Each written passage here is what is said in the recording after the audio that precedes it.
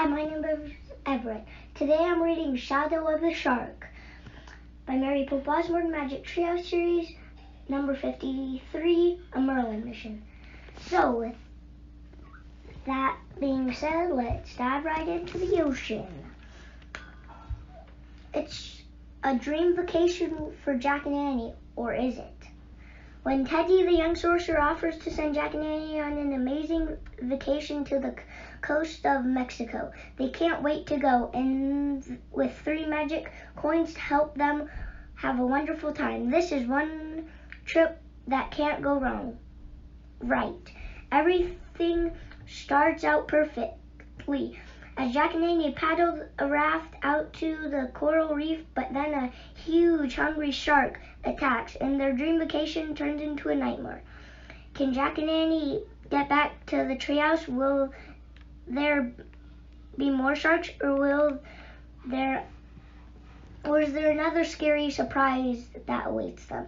Mary Pope Osborne bring her trademark combination of adventures, history, and humor in the latest edition of the best-selling Magic Treehouse series.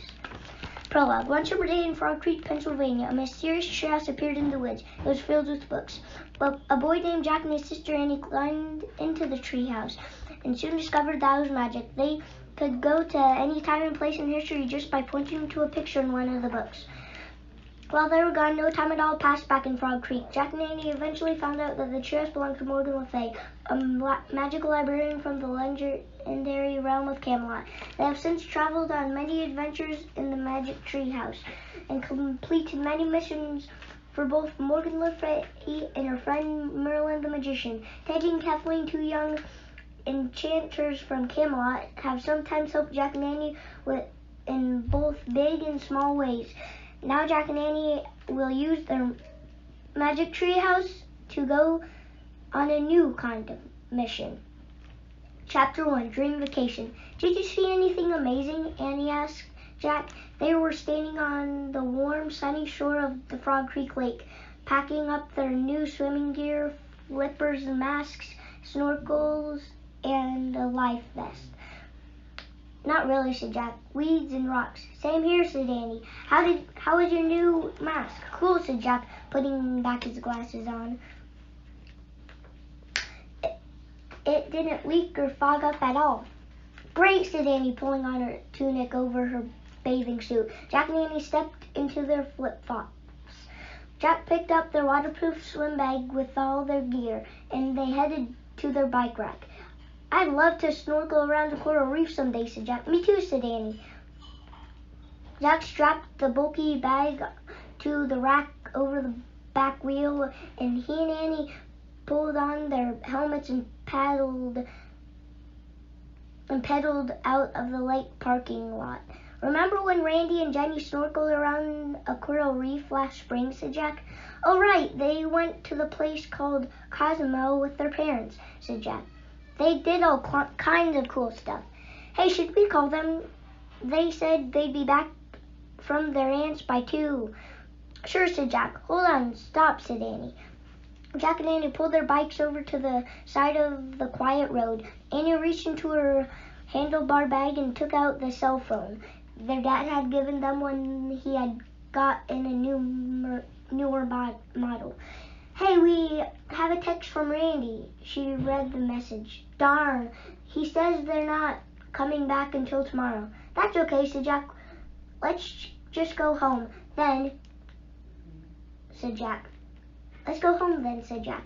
He started pedaling again and turned at the corner. He started up their street, heading for their house. Jack, stop, Annie called from behind him. Jack stopped his bike and looked back. Annie was speeding after him. What's wrong? He called. Annie screeched to a halt. I have a message from Teddy, she cried, waving a yellow piece of paper. When I put the phone away, I noticed this in my handlebar bag. How did it get there, said Jack. I don't know, said Annie. Teddy must have put it there when we were snorkeling, or maybe when my bike was in the parked in the yard or at the library.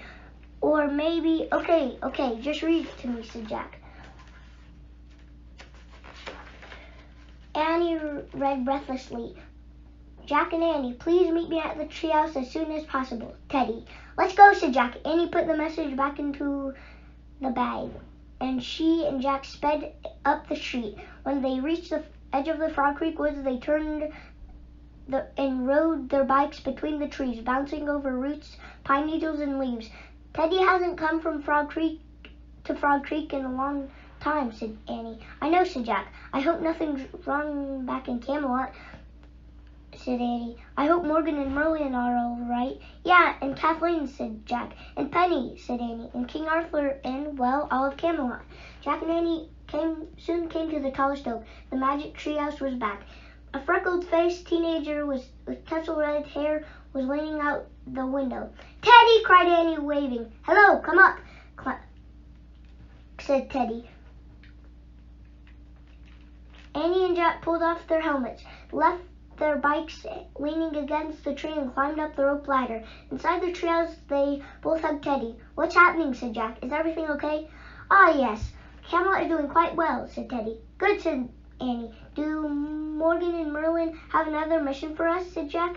Indeed they do, said Teddy. What do they want us to do, asked Annie. They want you to have a fantastic time, said Teddy.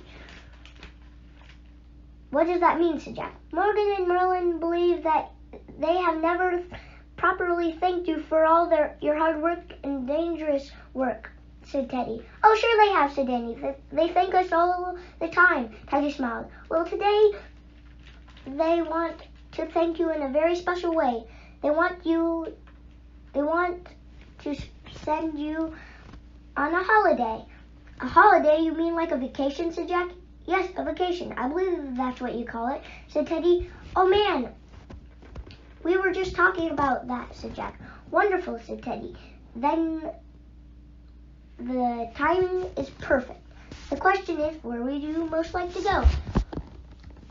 Well, we were just talking about a place called Cozumel, said Annie. Cozumel, said Jack. I do not believe I have heard of that land. It's an island in the Caribbean Sea, next to Yucatan Peninsula, said Jack. It's part of Mexico. We want to go there because it's a great place for snorkeling, said Annie. Snorkeling? Said Teddy, wrinkling his nose. What is that? Jack laughed. It's you swim in a lake or ocean and look underwater through a mask. And you breathe through a plastic tube, said Annie.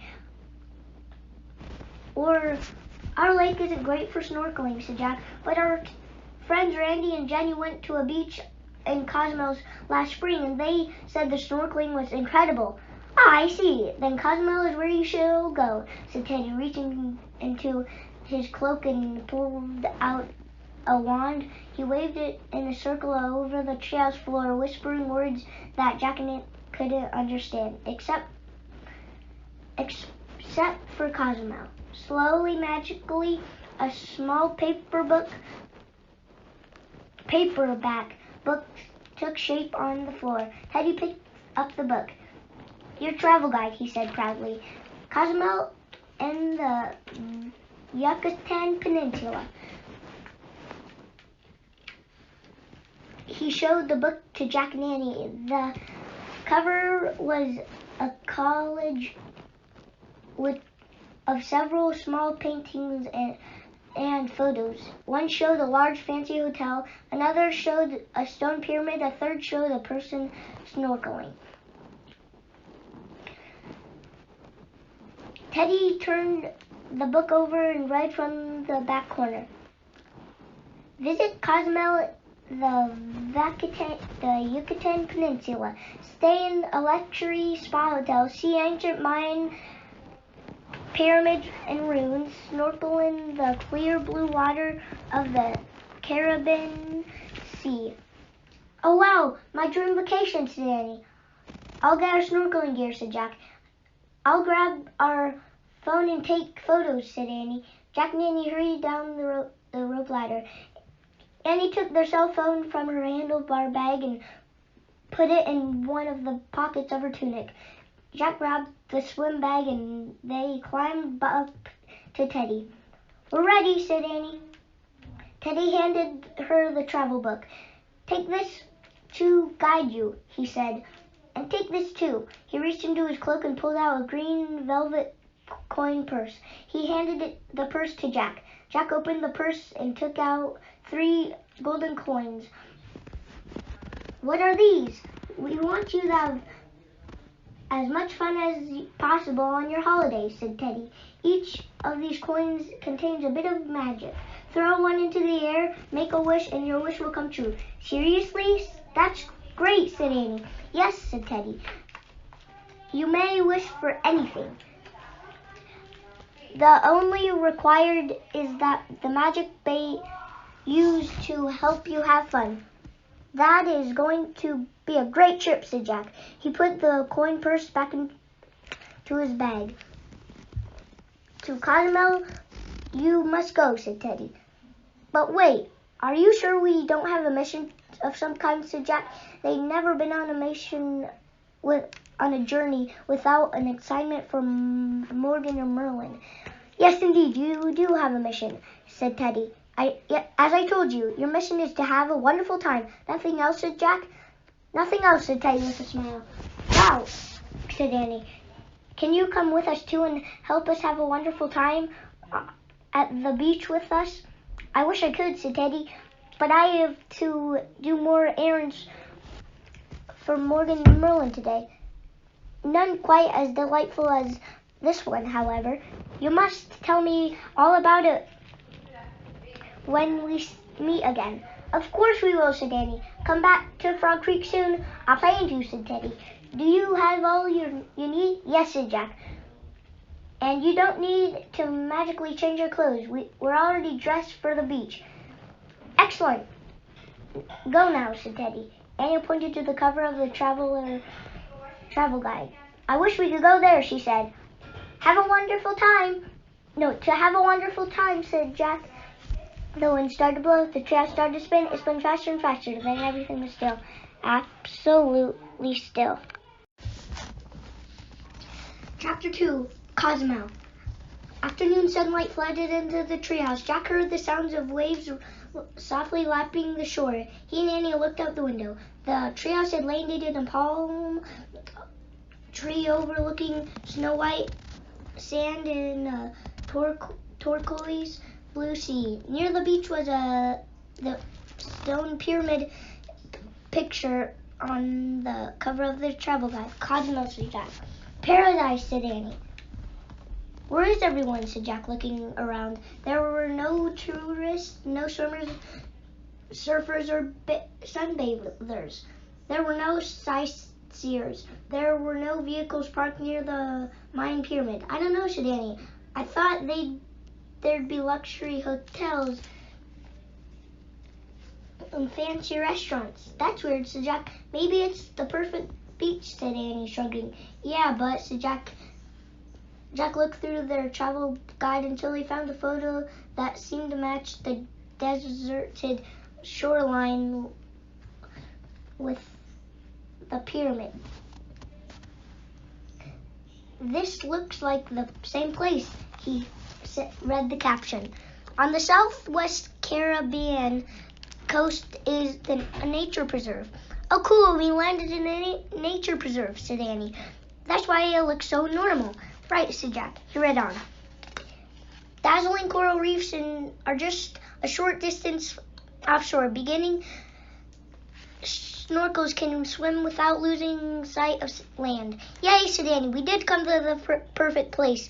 A nature preserve with a coral reef, just like Randy and Jenny's." "Yep," said Jack. Let's snorkel first, then maybe check out the pyramid. It looks cool."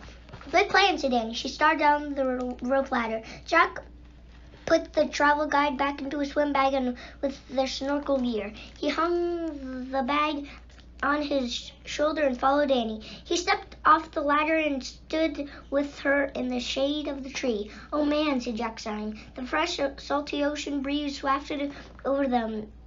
White sand sparkled in the warm sunlight. "This is a good view," said Annie. "I'll take a picture. No, even better, a video."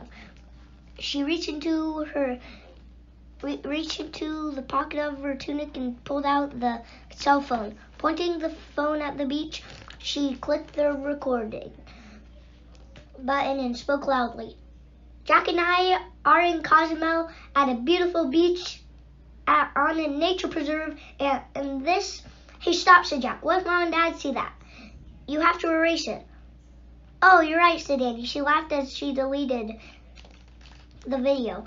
No big deal, Mom and Dad. We just took a little detour to Mexico on our way home from the lake. She put the phone into Jack's bag. Okay, no camera on this trip? Let's hit the water, said Jack. As he started to cross the beach, their flip-flops stank into the fine, sugary sand. Seagulls caught overhead. It's easier going barefoot, said Annie. She and Jack stopped and put their flip-flops into Jack's bag. Hey, what's that? Said Annie, pointing to a raft lying on the sand. Whoa, said Jack. They hurried over to the raft. It was made of bamboo poles lashed together with leather strips. A paddle lay beside it. Jack looked around for its owner, but no one was in sight. Who left it here? It must belong to the nature preserve, said Annie. I'll bet it's for tourists to use. Why else would it be lying here? It's got a paddle and everything. Want to try it? What, put it in the water, said Jack. Yes, said Annie. It'll be fun. Say yes. No, said Jack. Oh, please. We can paddle out to the reef. Look how calm the water is. It'll be super fun, said Annie. Jack started to say no again, but he stopped. It would actually be super fun, he thought. Well, if we take it, we'll have to stay close to shore and keep looking for its owner, just in case. Okay, said Annie. I'll row. She grabbed the paddle. Jack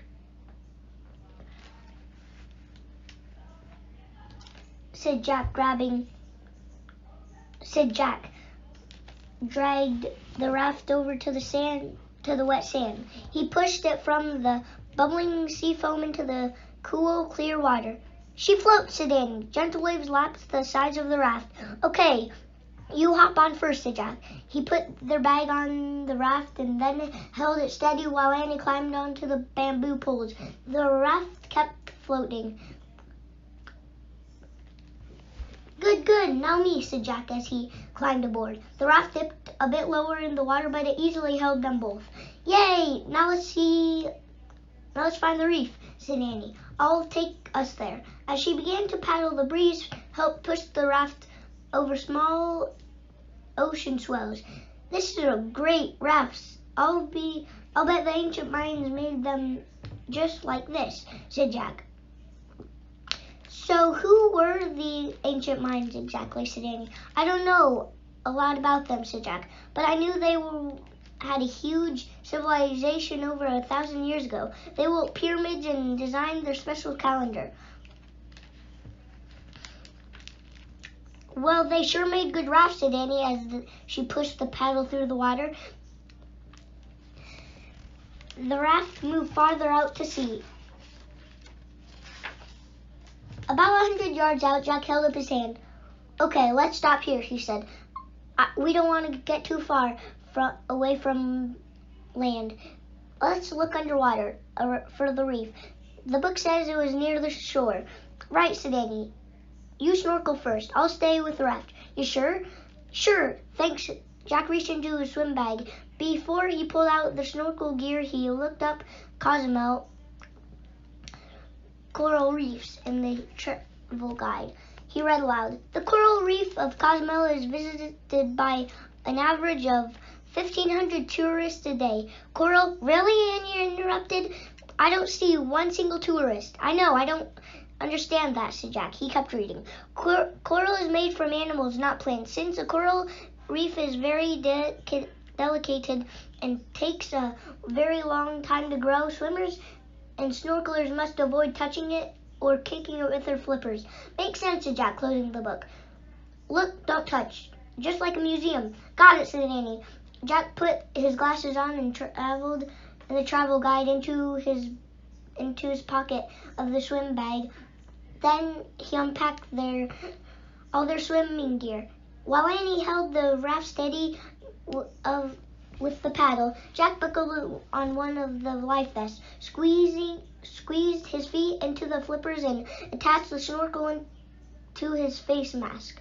Finally, he pulled on the mask covering his eyes and nose.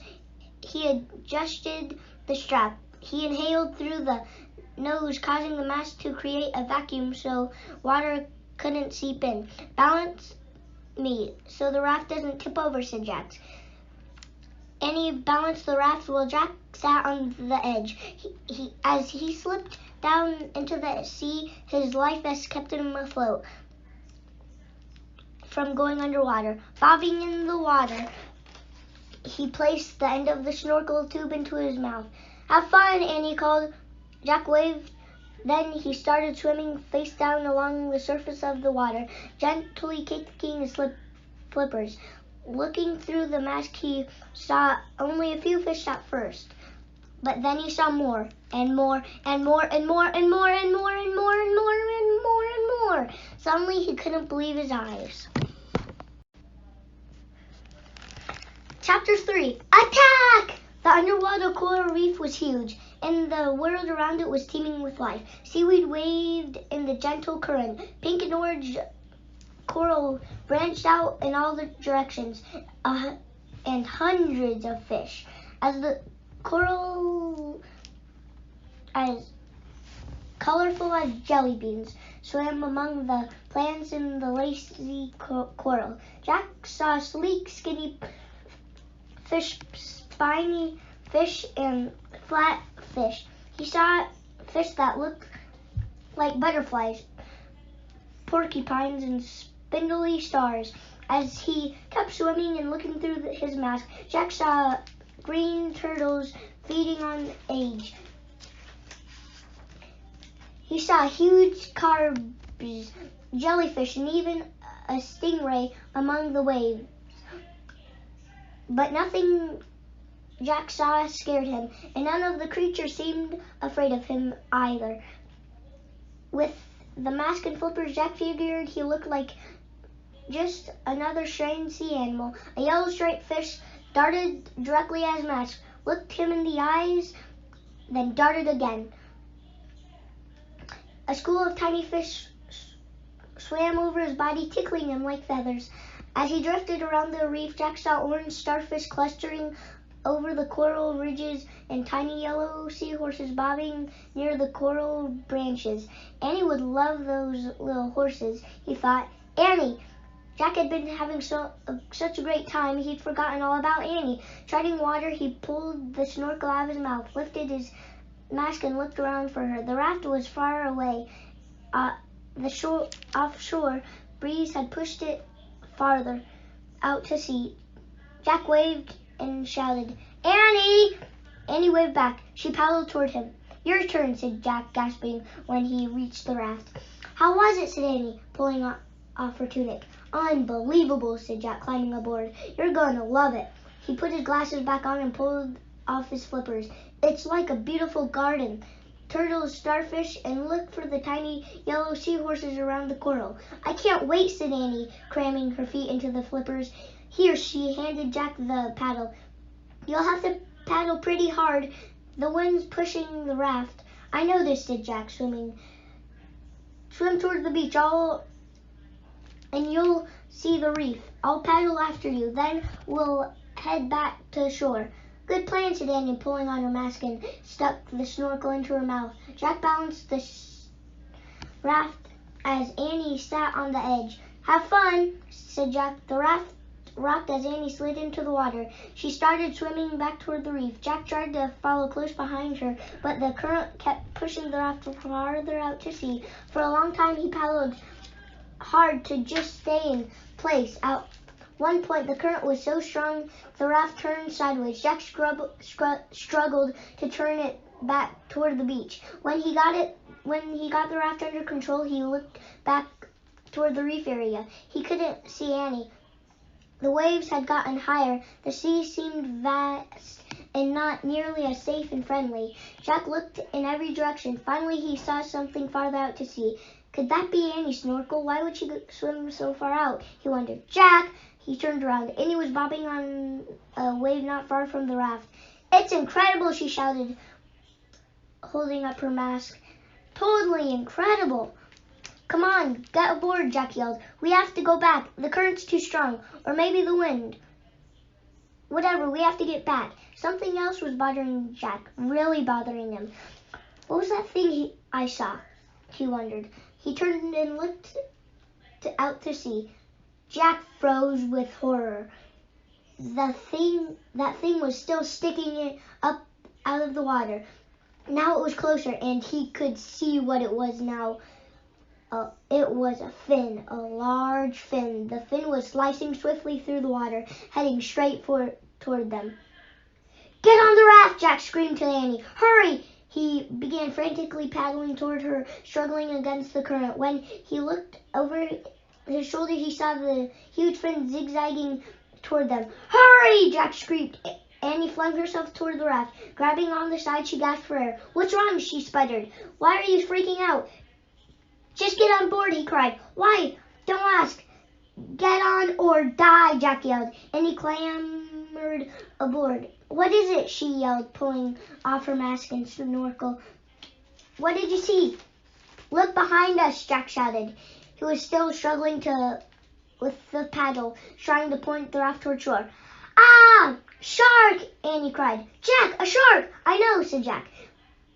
"Let's go! Go!" cried Annie. "I'm trying," said Jack. He looked over his shoulder. The shark fin moved toward them, then it started to circle the raft. Sharks circle their prey before they attack, Jack remembered. Using all his strength, he tried to turn the raft and head back to shore, but the wind and waves were too strong. "Where is it?" cried Annie. "Where did it go?" With the waves rising, Jack couldn't see the shark fin either. "Maybe it's gone," he said. "Ah!" screamed Annie. The shark's huge head came over the side of the raft, its mouth open. "Ah!" yelled Jack. Without thinking, he raised the paddle and whacked the giant shark on the nose. The shark reared up and dug its teeth into the wooden paddle, ripping it from Jack's hands. The shark creature sank back down into the sea, and its fin glided away through the water. "It's gone," said Annie. "Not gone," cried Jack. "Look!" The shark had moved away from the raft, but it was circling them again.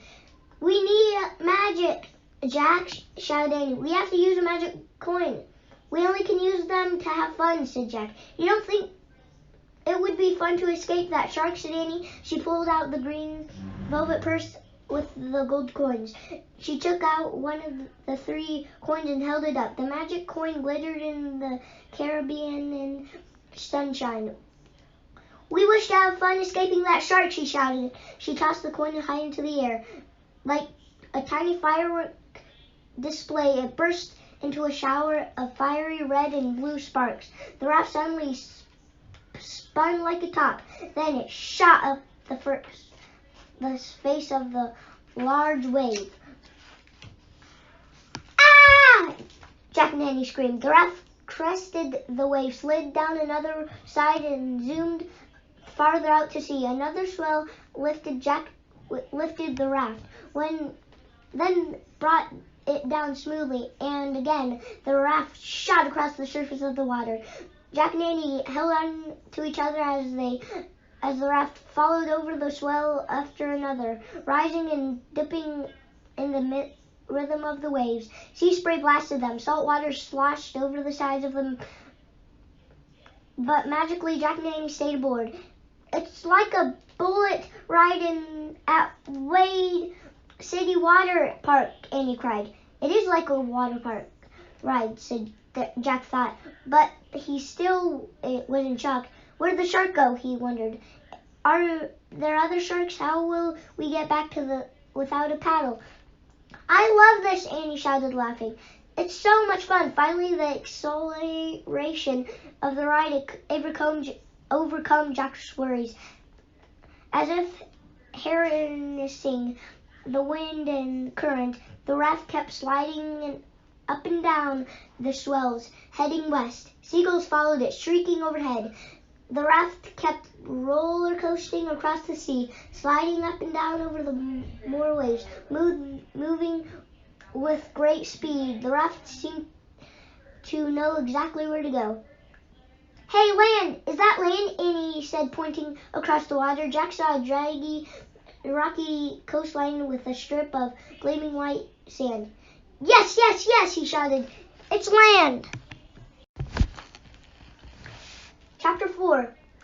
Where are we? The raft slowed down. As it floated toward the distant shore, the sea changed, becoming calm and smooth. The seagulls were silent. "Where are we?" Annie asked. "I'll check," said Jack. He reached into their waterproof bag and pulled out the travel guide. He quickly found a map inside He pointed to the tip of Cozumel. Then he moved his finger across the Caribbean land on the eastern shore of the Yucatan Peninsula. Dotting the shoreline were symbols for the hotels and restaurants. Jack showed the map to Annie. "I think we've come to the shore of the Yucatan Peninsula," he said. "Cool," said Annie. Jack read aloud from their guide. "Yucataners flock to the eastern coast of the Yucatan of Mexico. Along the coast are comfortable luxury spa hotels and 4-star Mexican restaurants. Tour buses visit Mayan ruins and hidden sinkholes filled with water." "Hidden sinkholes filled with water," said Jack. "That sounds weird." He kept reading.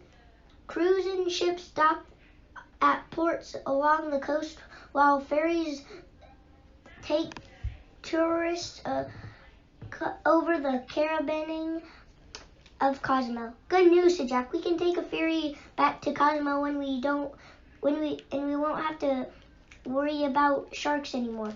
He looked around. "I wonder why we haven't seen any ferries or cruise ships."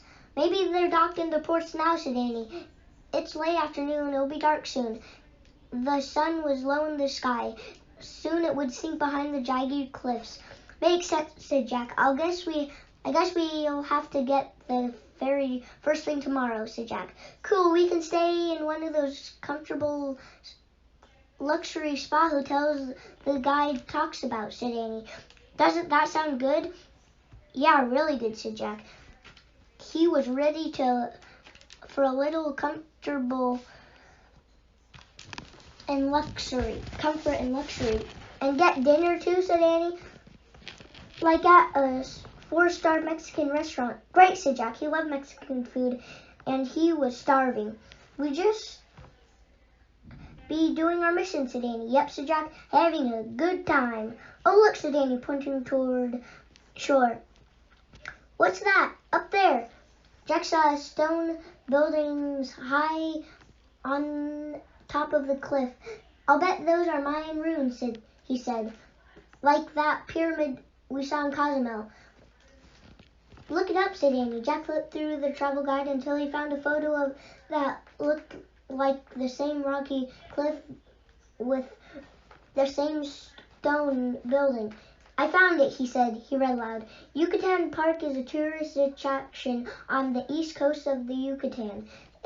In ancient times, there was a port city of Mayan sailing around the Caribbean. Today, it's the theme park that welcomes vacations from all over the world." "A theme park," said Annie. "What's the theme?" Jack turned the page and saw Mayan dancers in tall feathered dresses. "I think the theme is about ancient Mayan life." "Oh, that's cool," said Annie. Jack read more. "Tourists flock to song and dance spectaculars that take them through the Mayan history. A walking path connects the park to the hotel." Wow, song and dance spectacular," said Annie. "I'd love to see one of those." I'd love to find a luxury hotel first," said Jack. "Watch out," said Annie. The raft was heading for a pile of rocks at the edge of the water. "Turn," Jack shouted. Amazingly, the raft swerved to the right and missed the rocks. A wave then carried it into the shelter cove below the cliff. The raft slid over the bubbly foam at the edge of the sea and stopped in pebbly wet sand. Their magic ride had come to an end. "Safe," said Danny. "Our wish came true. We had a fun ride." "A lot of fun," said Jack. Even the terrifying shark attack didn't seem like such a big deal anymore, especially now that they could catch a ferry back to the Cozumel in the morning. As Jack and Danny packed up their gear, the sun was sinking behind the rocky bluff, turning the sky pink, then purple. Jack's face was warm with sunburn, but his body felt chilled in the sudden cool air. He was looking forward to settling into a nice hotel room. "Okay," he said, "let's find the hotel zone." "Let's check out the Mayan theme park first," said Annie. "It must be closed by now," said Jack. "It's almost nighttime." "Okay," said Annie, sighing. "But we have to visit it first thing tomorrow before we go back." "Sure," said Jack. "Sure," said Jack. "I'd love to know more about Mayan history." He and Annie pulled on their flip-flops and stepped off the raft. "Uh-oh, I just thought of something." "What?" said Annie. "We need money," said Jack. "Oh, right, for a hotel in the theme park," said Annie.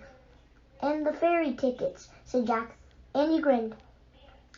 "No problem," she said. "We used one of our gold coins to wish for money so we can have a good time." Jack laughed. "Okay," he said, "that should work."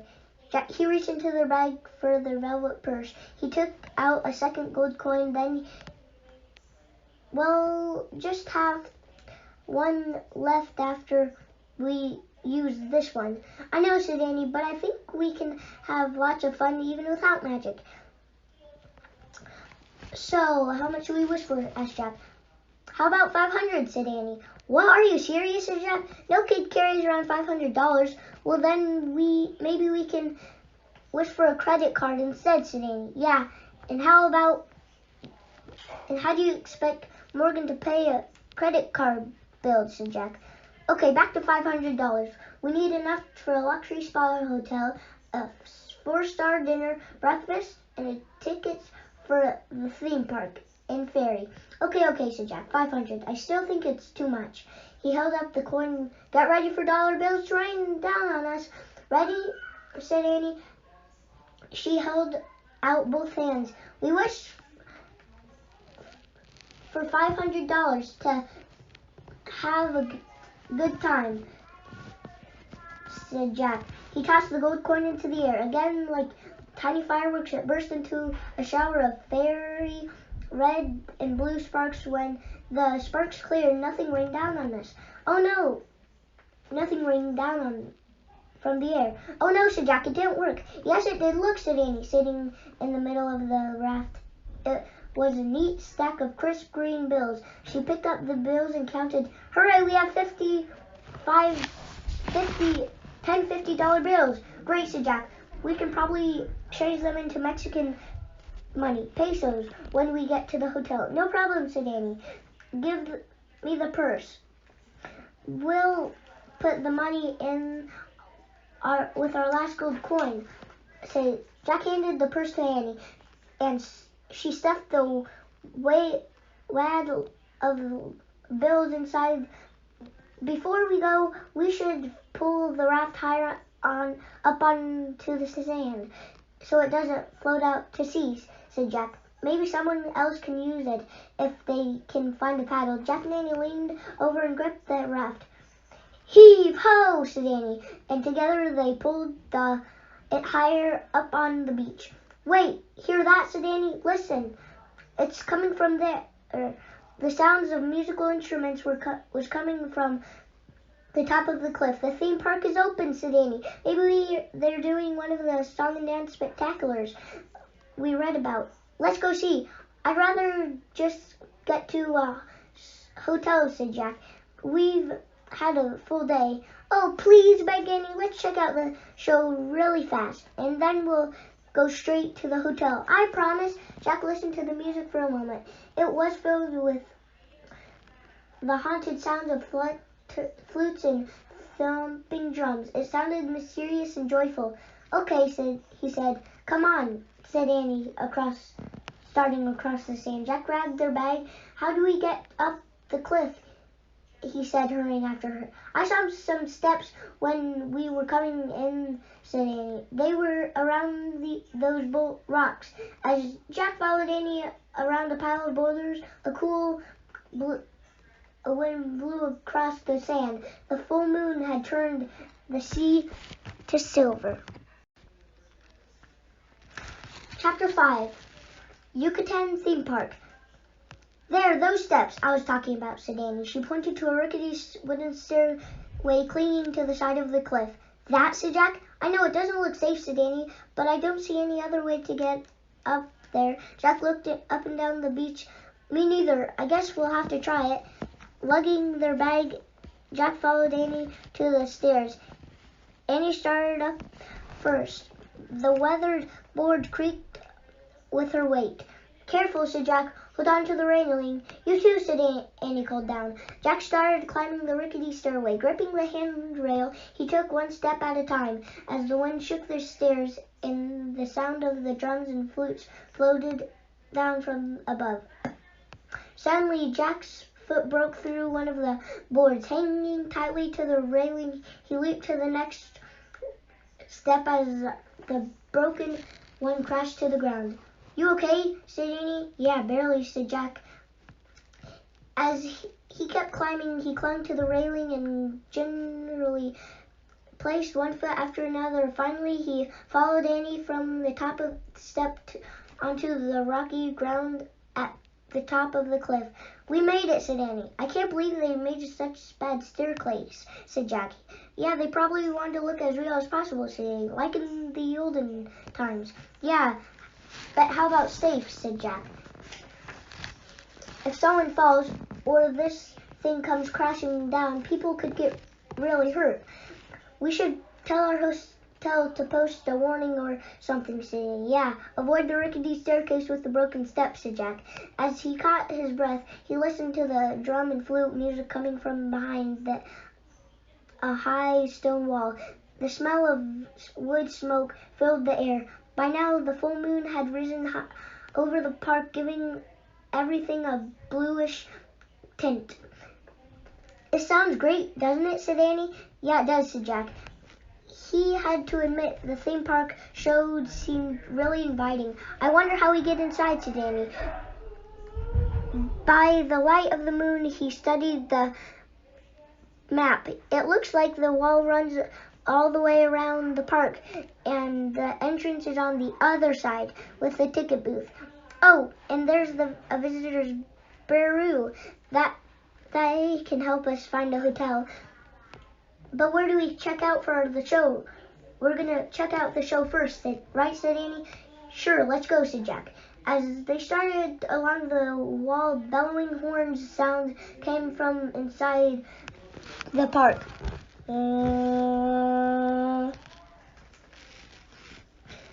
Whoa, what's that? Said Annie. She ran ahead. When Jack caught up with her, she was looking through a narrow opening in the wall. It's definitely a song and dance spectacular, she said. Look at the great costumes. Annie stepped aside so Jack could peek through this opening. He saw the long shadows of the stone buildings. In front of the building was an open square, bright with firelight. Dancers and musicians were performing around in a roaring bonfire.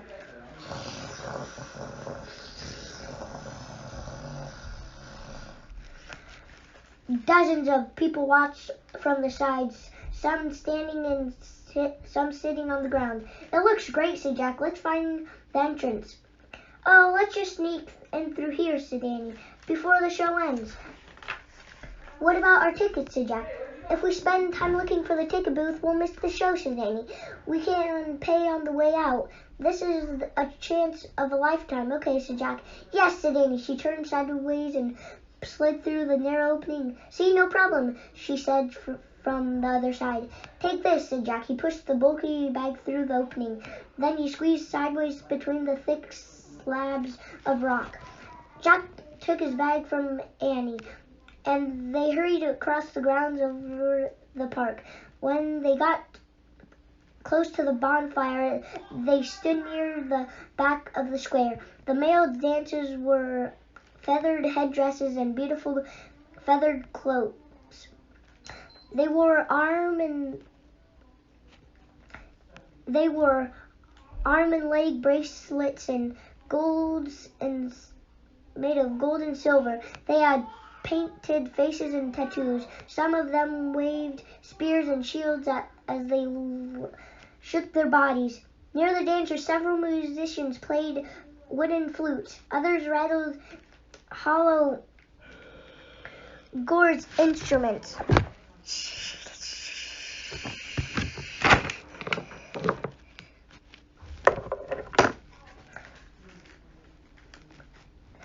And rang loud bells. Drum, gong, gong.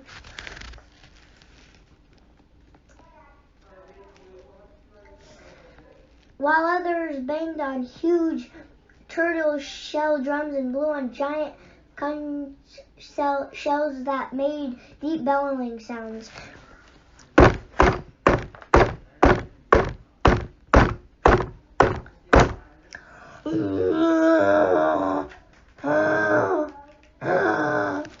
While the dancers danced and the musicians played, actors moved about in front of the crowd, miming a story.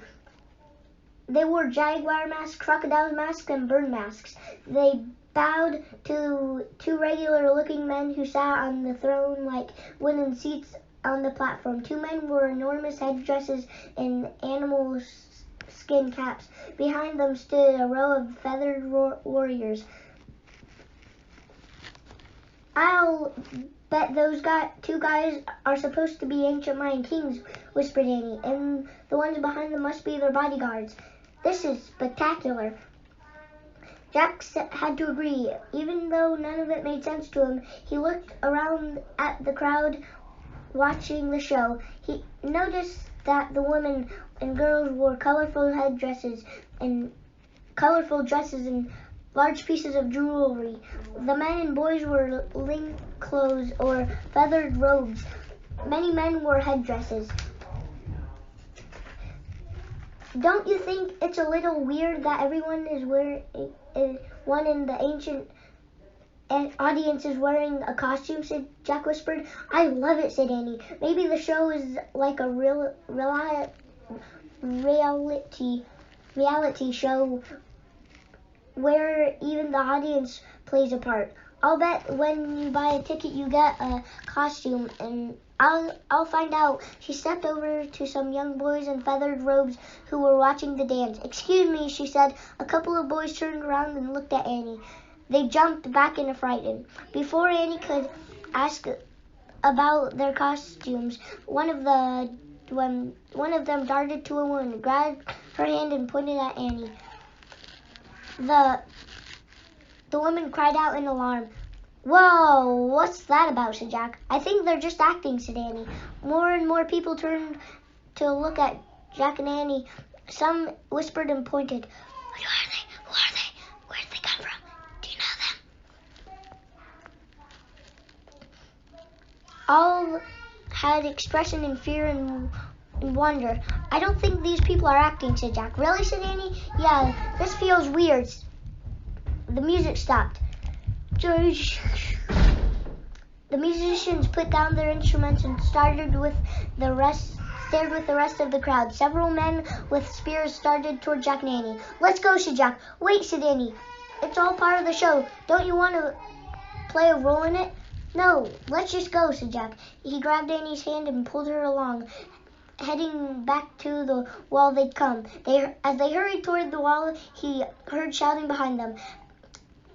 When they reached the narrow opening, Jack looked over his shoulder. The feathered men with spears were coming right at them. A few curious children were following the spear carriers. Jack frantically tried to push the bag through the opening ahead of him, but it got stuck. He shoved as hard as he could, but the bag wouldn't budge. Don't you want to find out what's going on, said Annie. No, I just want to get away from this crazy show, said Jack.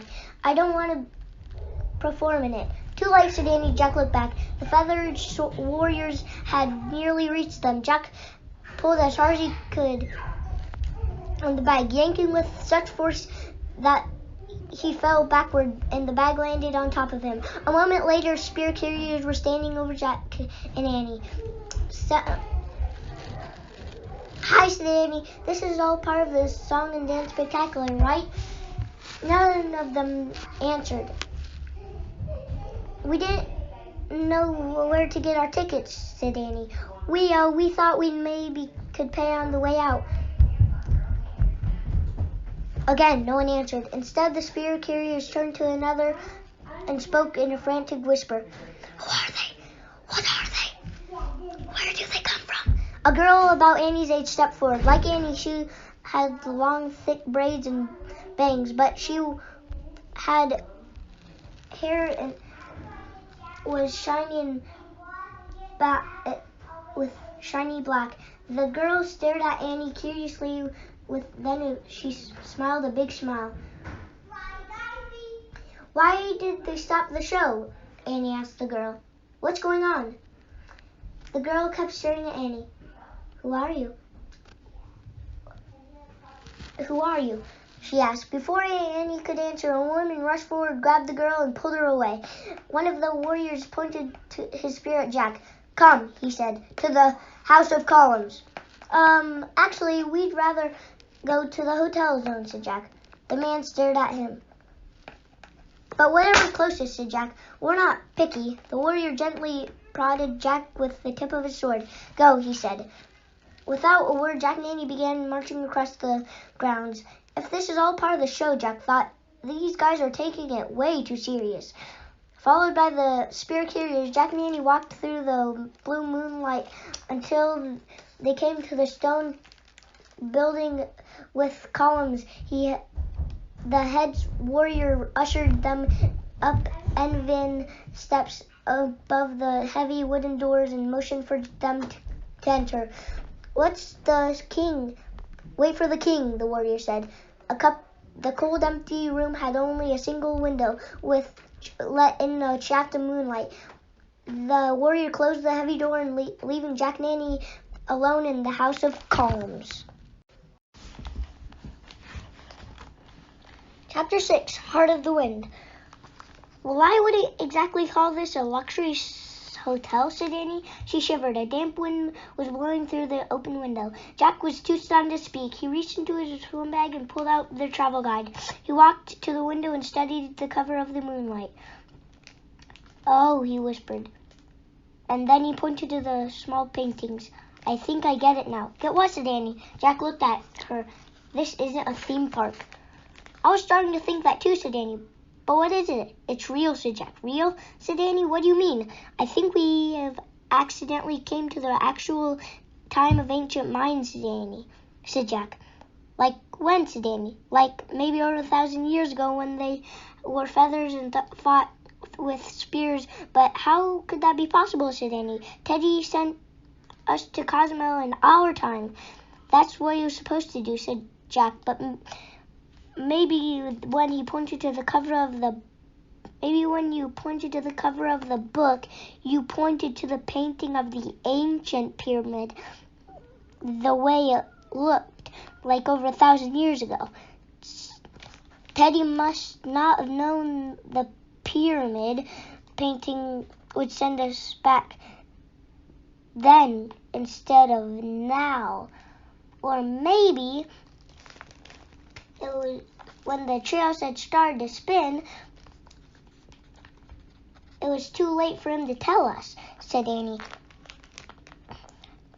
Oh, wow. You mean like this time we've been on the ancient world, said Annie. Yep, we didn't land in the modern nature preserve, said Jack. Oh, said Annie, that's why we didn't see any tourists or ferries or cruise boats, said Jack. Right, said Annie, nodding. She looked back at the cover of the book.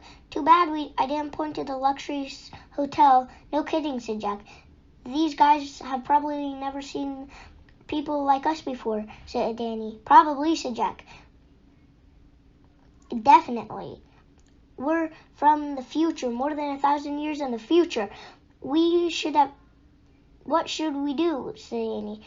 There's only one thing we can do. We have to get out of here back to the trail, said Jack, before the king comes. Can we escape through the window, said Annie, walking over to the window and looking out. Darn, guards are patrolling the building, so we can't get out that way, said Jack. Oh, I know what we can do, said Annie. We can use our last gold coin to help us. Of course. Perfect, said Jack. He grabbed his swim bag. Yes. We'll make a wish to escape all the way back to the trails with no warriors capturing us or no sharks attacking us. I think that will qualify as fun. Let's make a wish to fly from the window across the sea, said Annie. That would be so fun. No kidding, said Jack. He knelt down on the floor and dug inside the bag for the velvet coin purse. Where is it? He pulled everything out. Flippers, life vests, snorkels, and face masks. Where is it? Where's that coin purse? Jack turned the bag upside down and shook it. He and Annie shook the flippers and life vests, too, but no green velvet purse fell out. It's not here, said Jack. Did you put it back in here? Annie looked confused. Did I? That's why I'm asking you, said Jack. Did you? I don't know, said Annie. I remember I put the $500 in the purse, and then we pushed the raft, and then we heard this music, and so when did you put the purse back into my bag, said Jack. I don't know, said Annie. Maybe I didn't. Maybe I put it on the sand to push the raft. Seriously, said Jack. That's what I sort of remember now that I think about it, whispered Annie. Oh no, I lost all our money and the magic coin. I'm so sorry. It's okay, said Jack. It'll be okay. We just need to get out of here and climb back down to the beach before the king comes and find out our coin purse, said Annie. Right, said Jack. He took a deep breath. Okay, one thing at a time. First, before he could say more, the door swung open. Jack quickly crammed everything into his bag. The room was suddenly filled with fiery light. Warriors stood with burning torches entering the room. Several women followed the warriors.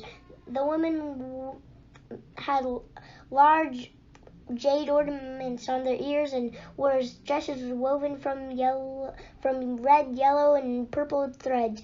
They placed flowers on the floor along the bowls filled with corn, beans, chili, peppers, and pineapple slices. Two men then stepped into the room, the same two that had sat on the thrones. They must be the kings, Jack thought. But why are there two of them? The kings wore feathered headdresses that were at least 3 feet high around the shoulders with jaguar skins. Their arms were carved with bracelets. The older one had long white hair. A girl with black braids stood beside him. The girl who had spoken to Annie near the wall. Everyone stared at Jack and Annie. Hi, said Annie. We come in peace, said Jack. The younger king stepped forward. Who are you? He asked. Jack and Annie from Frog Creek, Pennsylvania, said Annie. How did you get here? The king asked. By raft, said Jack, from Cozumel. The older king picked up the travel guide from the floor. What is this? Oh no, thought Jack. He'd forgotten to put the book back into his bag. The king turned the book upside down and sideways. He stared at back in the front. That's a travel guide, Annie said helpfully.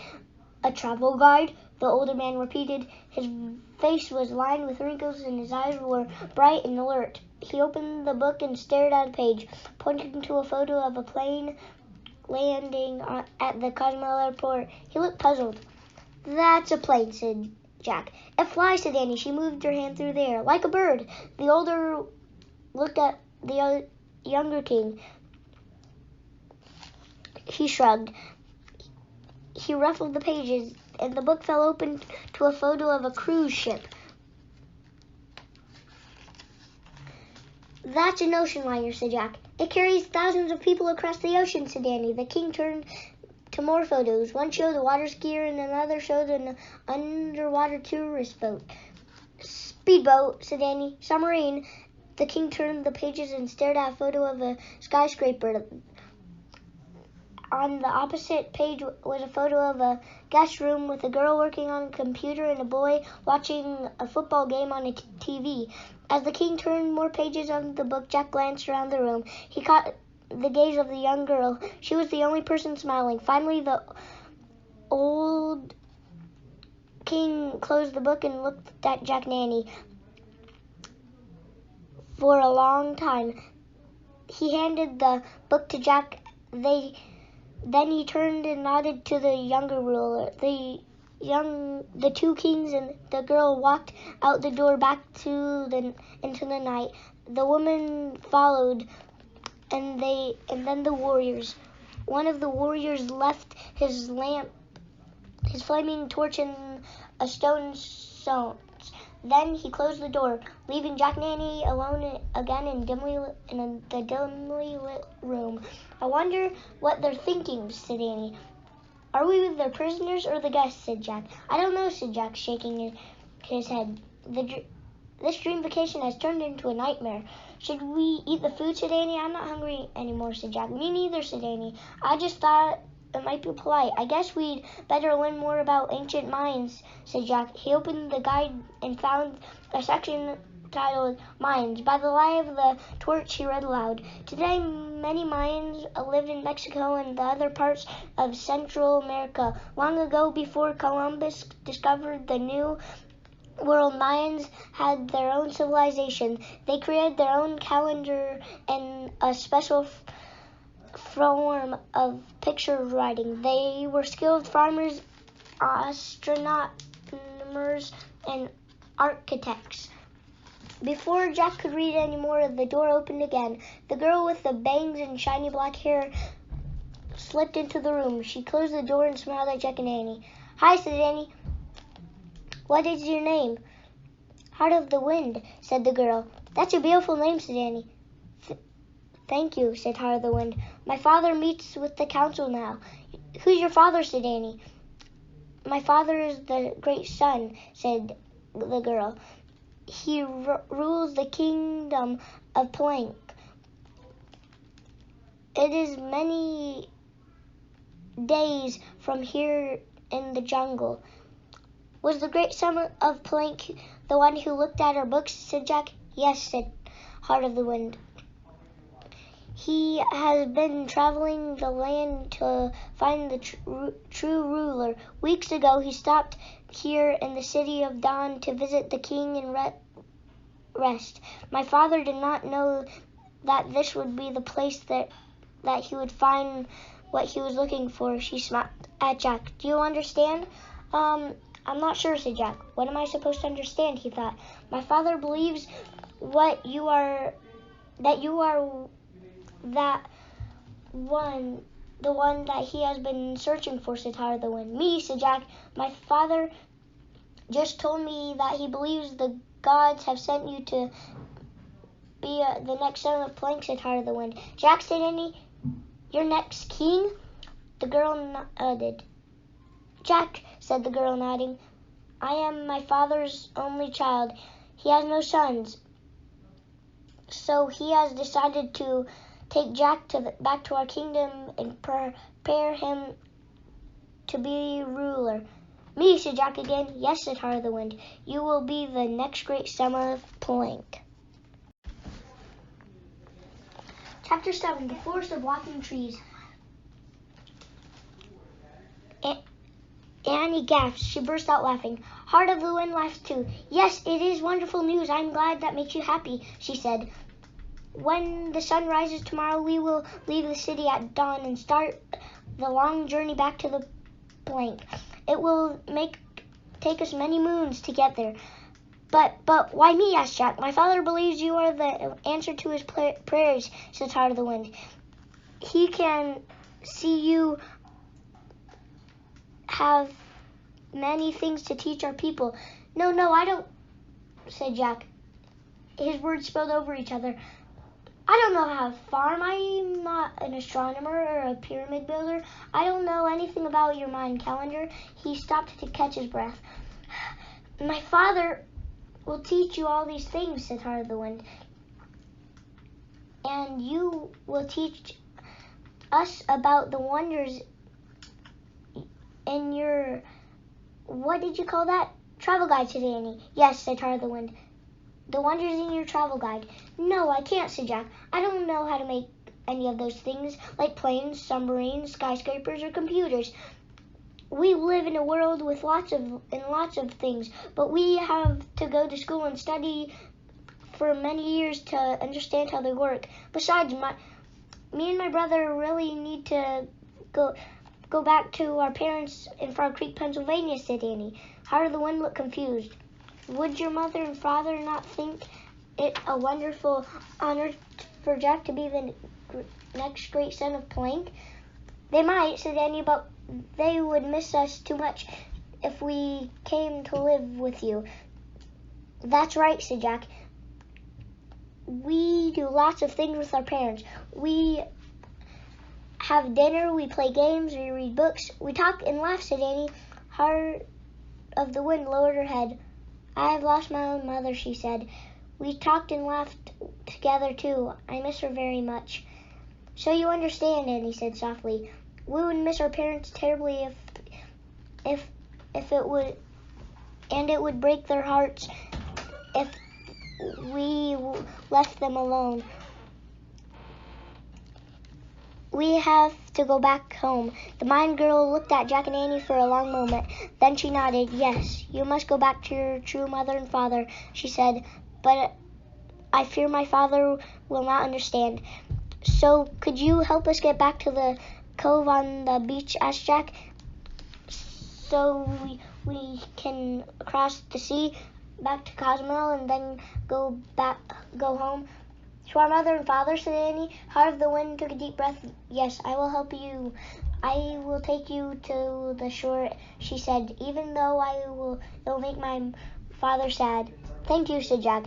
At this time, there were our watchmen on the wall, said the Mayan girl. But I have discovered a hidden way to get to the sea. In the weeks that we have stayed here, I have often slipped away at night to explore the forest or swim in the waves. Wow, you're brave, said Annie. I like the freedom of the dark, said the Mayan girl. I can lead you anywhere you want to go. That's great, said Jack. There are still guards outside the door, said Heart of the Wind. Will hold their attention while you climb out of the window. Wait for me at the wall where we first met. Got it, said Annie. Stay in the shadows, said the Mayan girl.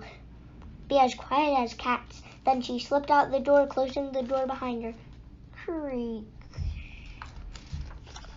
Let's go, said Annie. Wait, said Jack. Let's take off our shoes. They make too much noise. Jack and Annie pulled off their flip-flops and stuffed them into the bag. Barefoot, they stepped to the window. Annie climbed out first. Take this, whispered Jack. He dropped the bag in Annie's waiting arms. Then he jumped silently to the ground. He could hear voices coming from the other side of the building. Heart of the Wind and the guards. Jack and Annie crept away from the house of columns, moving through the shadows. The night was eerily still, as if everyone in the city of dawn had disappeared until sunrise. When they reached the break in the stone wall, they crouched down and waited for Heart of the Wind. Jack saw the silhouettes of the guards standing on top of the wall. He counted four watchmen with bows and arrows facing the sea. The Mayan girl suddenly appeared before them. Jack hadn't seen her approach. "Follow me," she whispered, and she led them away through a narrow opening in the wall. Once they had squeezed through, Heart of the Wind surprised Jack by turning away from the sea and heading through thick vegetation growing of the northern slope of the bluff. Jack and Annie followed her down the hill. Prickly bushes and shrubs scratched Jack's bare legs and feet, but he didn't stop. He wanted to be as fleet as Heart of the Wind. At the bottom of the hill, the Mine Girl waited for Jack and Annie to catch up. "To return to the beach, we must travel through the forest of walking trees," she said. "Forest of walking trees," said Annie.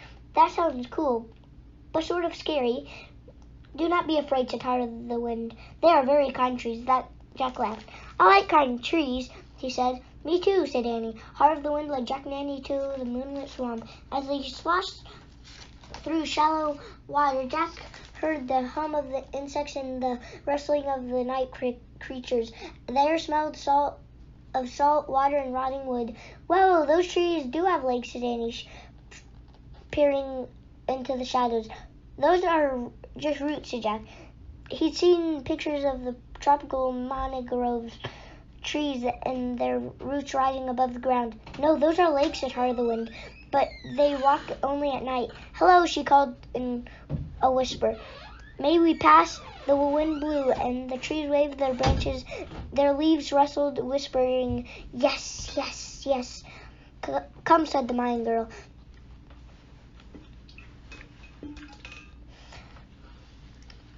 Jack and Annie followed Heart of the Wind over the roots and brush.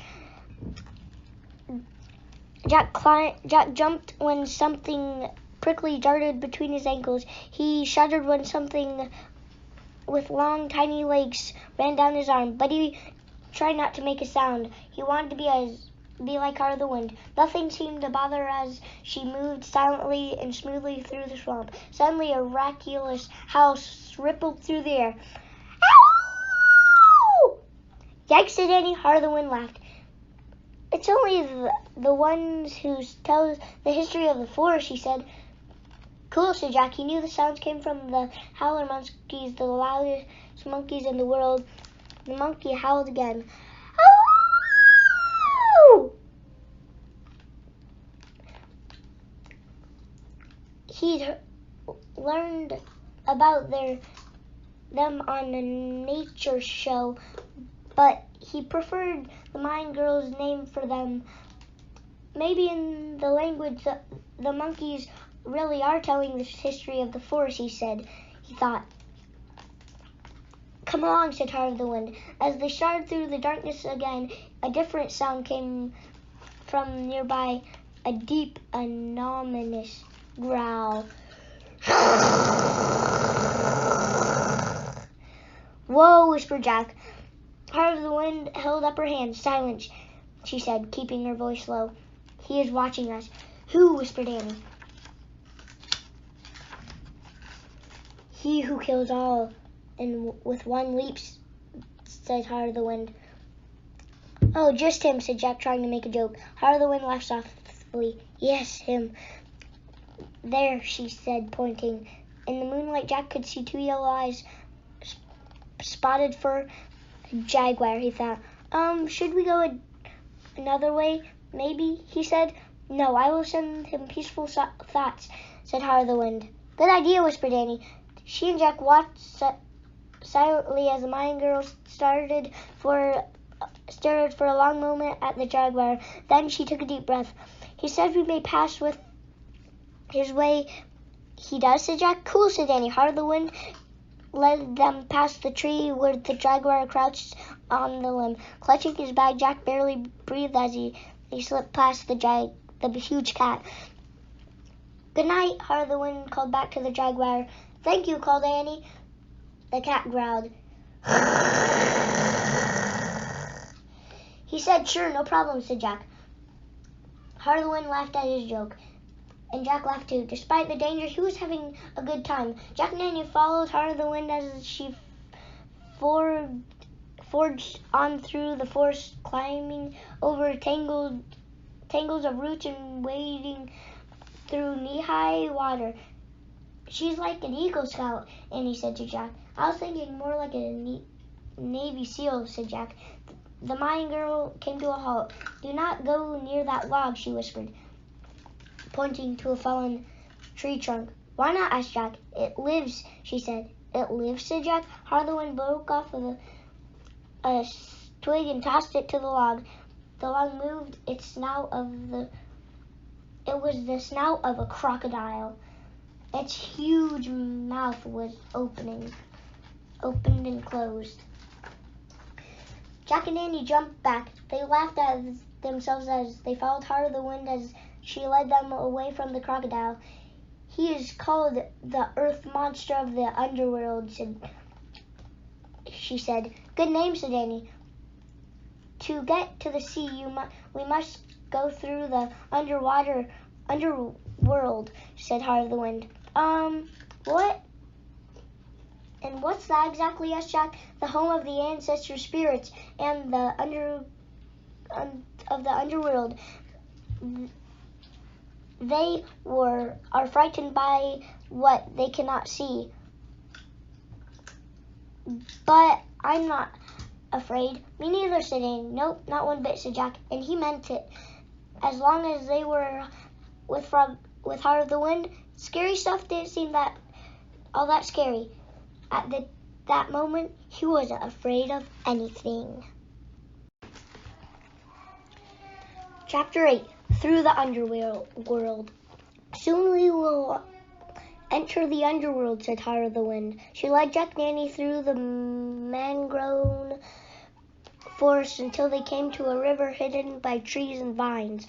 As the leafy branches swayed in the breeze, moonlight danced on the silvery water. This is the Scared Well, said the Mayan girl. Our journey to the underworld begins here. She stepped over to a hollowed-out log canoe at the edge of the water. She picked up a wooden paddle lying beside the boat. As Heart of the Wind pushed the canoe into the Scared Well, Jack turned to Annie. Remember how the travel guide mentioned sinkholes filled with water, he said. This must be one of them.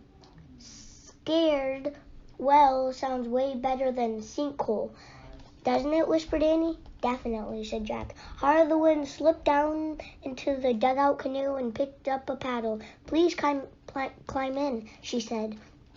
Jack and Annie carefully lowered themselves down into the rough interior of the boat. Jack held their bag on his lap. Heart of the Wind began paddling through the water of the Scared Well. As she drifted her paddle from side to side, the long canoe glided over the shimmering river. It curved down a shadowy passageway between rocks and then arrived at the yawning mouth of a cave. Now we enter the underworld, said Heart of the Wind. Moonlight shimmered on the underground river as the canoe glided in and out of light-filled passageways and tunnels. Water dripped and trickled down the cave walls. Soon one of the tunnels opened into a huge chamber that had a giant hole in the ceiling, letting in a full light of the moon. Oh man, breathed Jack. Huge columns of white rock stretched down from the ceiling of the cavern. The columns looked as if they were made of gleaming ice, and thousands of tiny icicles like strands covered the craggy walls. What are those? Annie asked. Stone sculptures made by the rain god, said Heart of the Wind. Jack knew from a geology book from the formations of the called stalacites. They were made by centuries of dripping and trickling water in caves. But he liked Heart of the Wind's answer better. The Mayan girl carefully steered the canoe around the gleaming columns. Look there, she whispered. She pointed to a ledge in the chamber. On the ledge was a platform that held a carved wooden statues. Some looked like snarled jaguars, others looked like serpents. The largest looked like a statue of an angry king with a terrible scowl. The guard of the underworld and protect the ancestor spirits, said Heart of the Wind. Cool, said Annie. Heart of the Wind steered the canoe around a corner and into another cave tunnel. This tunnel was completely dark, without a trace of light. The air was cold and clammy. The canoe bumped against the rock walls. Jack reached into it and felt the slippery, dripping stone. He pulled his hand back and shuddered. As Heart of the Wind paddled on through the black tunnel, Jack clutched his bag and tried to still his racing heart. The underworld frightened him a little now. The tireless drip drip of the water, strange statues of serpents and jaguars, and now the dank, utter darkness of the tunnel. Where are the ancestor spirits? Whispered Annie. They are all around us, said Heart of the Wind. They are watching everything we do. Oh man, thought Jack. No wonder the king's warriors are afraid to enter the underworld. Do not be afraid, said the Mind Girl, as if she had read his thoughts. I will protect you. Thank you, whispered Annie, sounding a little nervous herself. Heart of the Wind paddled through the twists and turns of the other world until finally the canoe emerged onto the glistening pools that was open to the moonlight sky. Woo, we made it, said Annie. And live to tell about it, said Jack, only half joking. That was great, said Annie. You both were more brave than my father's soldiers, said Heart of the Wind. Not really, said Jack, but he secretly liked thinking of himself being braver than an ancient Mind warrior. That was an incredible ride. Heart of the Wind paddled the canoe to the edge of the water. We will arrive, she said. Jack could hear the ocean waves and the cries of skulls. The moon was going down in the east. The sky was growing lighter. Heart of the Wind held the canoe steady as Jack and Annie climbed out onto the beach. The Mind Girl followed behind them, and Jack and Annie helped her pull the log canoe out of the pool onto the cool sand. The light of dawn will be bright very soon, said Heart of the Wind.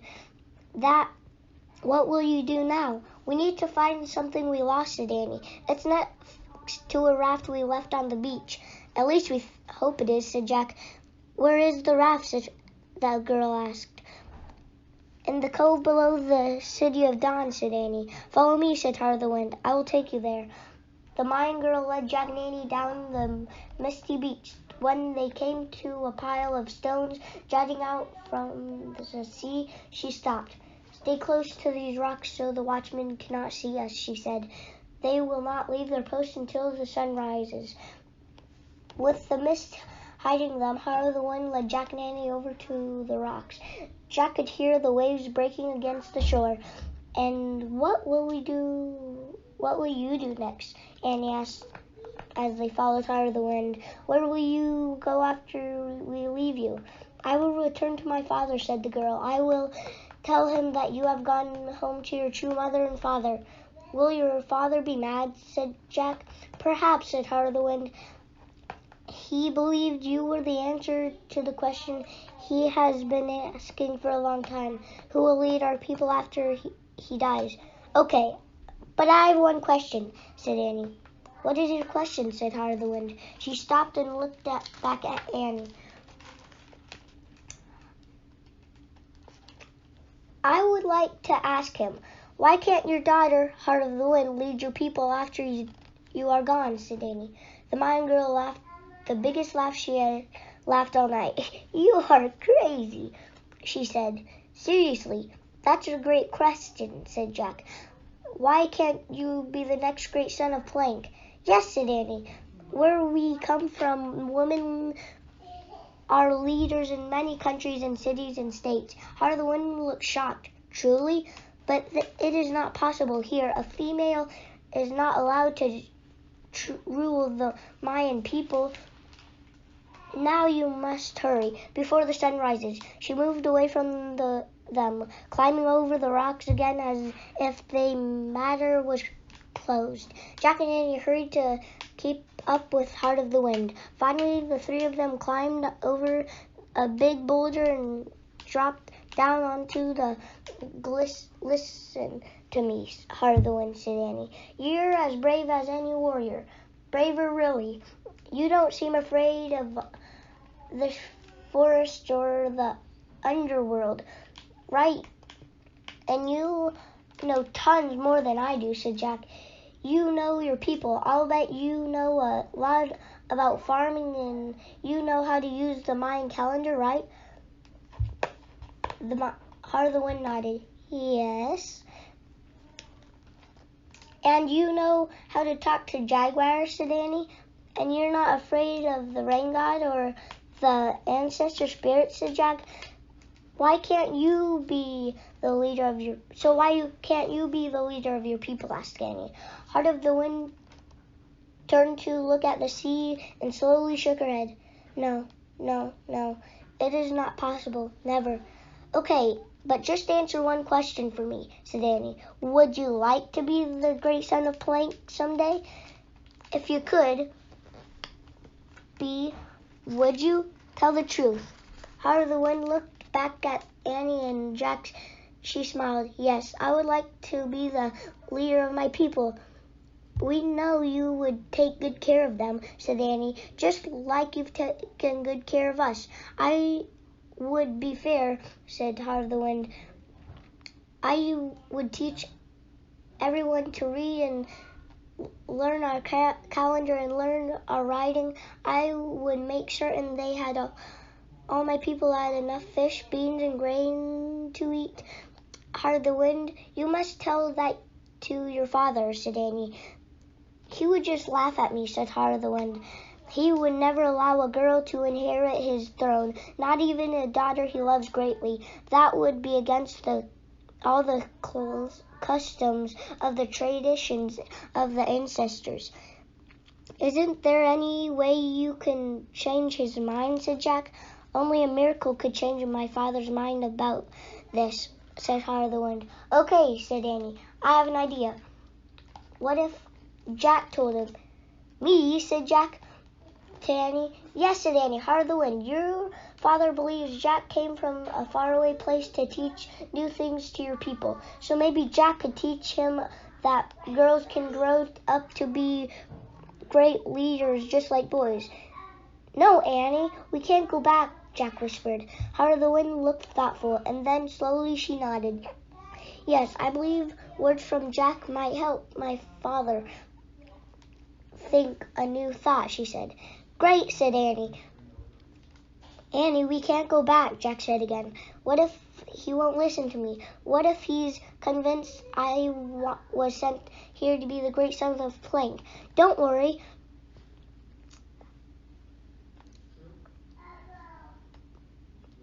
You and I don't have to go back, said Annie. And your father will listen to you because it's going to seem like a miracle to him. What? How? Said Jack. Give me the bag, please, said Annie. Jack handed the bag. Annie unzipped it. She reached in and pulled out the cell phone. This will go back with Heart of the Wind, Annie said to Jack, with an important message. Chapter 9, Message for the King. You are a genius, Jack said to Annie. She smiled. Thanks, you probably would have had come up with the same plan sooner or later. I don't think so, said Jack. This might be the coolest idea you've ever had. Annie turned to Heart of the Wind. This is for you, she said, holding out the cell phone. Watch, she pressed on and off button, and the phone lit up. Oh, said Heart of the Wind, jumping back. Jack laughed. Don't worry, I won't hurt you, he said.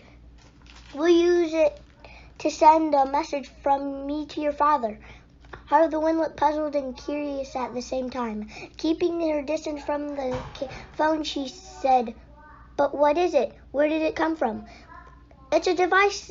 Well, someone named Alexander Graham Bell invented this telephone," said Jack. "Telephones are used poles and wires, but then people invented digital phones and wireless communication and satellites and..." "Stop," Jack said Annie, interrupting. "We can't go into all of that now." "Right, just watch," Jack said to Heart of the Wind. "And listen carefully," said Annie. The mine girl nodded, still looking puzzled. "Ready?" Annie asked Jack. It is charged. "Is it charged enough?" he said. "It should be good for today," said Annie. "Great," said Jack. "I think about what you're going to say to the Great Son of Plank," said Annie. She tapped the photos icon on the screen. Then she held the phone in front of Jack. She tapped the video camera icon. "Whenever you're ready," she said. Jack put down the swim bag, sat on a rock, and thought for a moment. Then he cleared his throat. "Roll camera," he said. "Right," said Annie. "Action." Then she pressed record. Looking straight at the phone, Jack spoke in a deep, serious voice. "Greetings, Great Son of Plank. I have a message for you. My sister and I have come from Frog Creek, a land far away, to tell you this. Women can lead just as well as men. Many women are leaders in our world. They are presidents, queens, secretaries, school principals, and military leaders. They are just as smart and brave as responsible as our men. That is why you already have the perfect heir to your throne, your daughter, Heart of the Wind. She has wisdom and courage far beyond most people, and she will be a great leader in times of danger and times of peace. Trust this message from a distant time and place. Trust your daughter, Heart of the Wind." Jack stopped speaking and stared intently at the phone. "Brilliant!" exclaimed Annie after she clicked off the camera. Then she turned to Heart of the Wind. "How did that sound to you?" It was wonderful," said Heart of the Wind.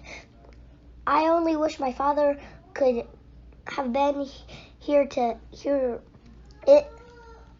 "Don't worry," said Annie, smiling. "Watch." She held up the cell phone so Heart of the Wind could see the screen, and then she pressed play. Jack's face appeared. "Greetings, Great Son of Plank." Heart of the Wind gasped. "Oh, how does it do that?" "It's too hard to explain," said Jack. "But here's all you have to do," said Annie. "After you go show this to your father and his warriors. You must do this today. Once the sun goes down, the message will never be seen again. Do you understand?" Yes, said the girl, nodding. "Good," said Annie. "So you press this button, then tap that. Easy, right? Try it." Heart of the Wind cautiously pushed the button and tapped the icon. Jack's image appeared again. "Greetings, Great Son of Plank." Heart of the Wind watched Jack deliver his whole message. Then the message was over. She kept looking at the screen in speechless wonder. "Do you think your father will believe me?" said Jack. The girl nodded slowly. Yes, she took a deep breath. He will think that this is a great miracle." "Good, then we leave it with you," said Annie. "Try not to drop her or get it wet." "Thank you," said Heart of the Wind, bowing her head. "We'd better go now," said Jack, "before anyone discovers we're not in the House of Columns." "Yes, the sun is rising," said Heart of the Wind. She looked up at the cliff. "The watchmen have left. Come on. We have to find our raft," said Jack. As they walked over the cool sand, the mist slowly lifted. In the rosy dawn, a flock of seagulls cried out. They hovered and glided above the waves. The water was sparkling with early light. "There's our raft," said Annie. She broke into a run. Heart of the Wind and Jack followed close behind her. When they reached the raft, Annie fell on her knees and felt around in the sand. It's here! Jack, she cried, holding up the coin purse. I found it! Great, said Jack. Is the last gold coin still there? Annie opened the little purse and looked inside. Yes, everything's still here. The last gold coin and all our money. We can go home. She jumped to her feet. Jack sighed with relief and then turned to Heart of the Wind. Good luck with the message for your father, he said. The girl pointed to the raft. Is that how you came from across the sea? She asked, looking surprised. Where is your paddle? Annie laughed. We don't have a paddle, she said. A shark came after us and... A shark, interrupted Heart of the Wind, her eyes wide. A friendly shark? I didn't know there were friendly sharks, said Jack. Oh, yes, there are many, said Heart of the Wind. Boy, she's not afraid of anything, thought Jack. Well, this one had big teeth, said Annie. And it wasn't smiling, said Jack. Too bad, said Heart of the Wind. Anyway, the shark attacked our paddle, said Annie. And we used a special gold coin that our friends gave us. And we made a wish with it. And the raft magically brought us here. The Mine Girl just nodded. I guess it takes a lot to shock a girl who talks to jaguars and walking trees, Jack thought. So you will use your last gold coin to help you get across the sea, asked Heart of the Wind. We will, said Annie. And what will you wish for, asked the girl. We'll wish to have a safe trip back to Cozumel, said Jack. A safe and fun trip, said Annie. The magic only works if we wish to have a wonderful time. That's what our friends wanted. Annie reached into her purse and took out the gold coin and put the purse back into their bag.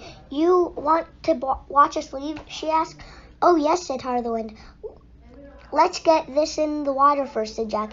He set their bag on top of the raft. Then he and Annie pushed the raft across the sand into shallow water. As Heart of the Wind watched from the shore, Jack and Annie climbed aboard. By now, the sky was orange and red. The sun was rising in the east. Annie held up the gold coin in the glittering dawn light. Wait, said Heart of the Wind. May I make your wish for you? I think we'd better do it, said Jack. Oh, she can do it, said Annie. But, said Jack. Oh, come on, let her try, said Annie.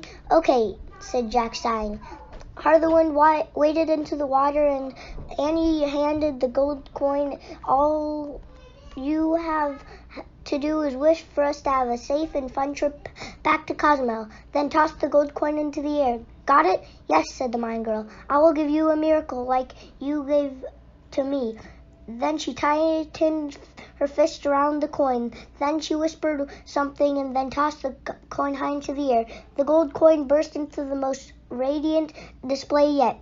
Tiny purple, green, blue, and yellow sparks flew into the sky, vanishing in the bright dawn. Thanks. Good.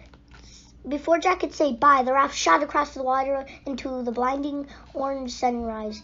Bye, Jack and Annie called. Heart of the Wind was laughing and waving. Good luck with your future, Jack called. The girl at the edge of the sea grew smaller and smaller.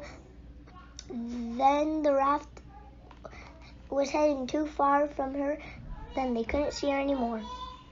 Gliding over the calm water, gliding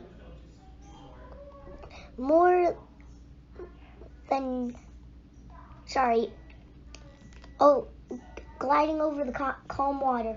Jack sat back and relaxed. He looked up at the sky. Gulls were circling lazily overhead. The sky was deep blue now. I hope you don't mind that we had to leave the cell phone behind, said Annie.